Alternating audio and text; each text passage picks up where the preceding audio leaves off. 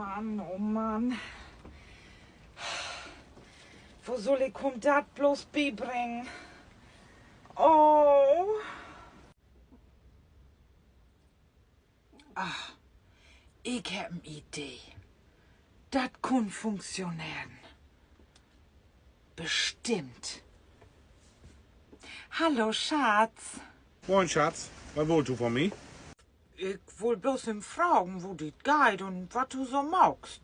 Ja, ich sehe dich heel mooi. Wie Freunden. Wer geht nur ein bisschen besser für dem? Was hast denn?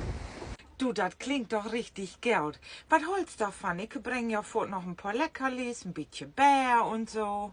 Du wolltest freiwillig Bier und Leckerlis für mich bringen? Das kann doch gar nicht wahr sein. Wo schlimm ist das worden? Wohnmobil, Stoßstange, Trittstufe.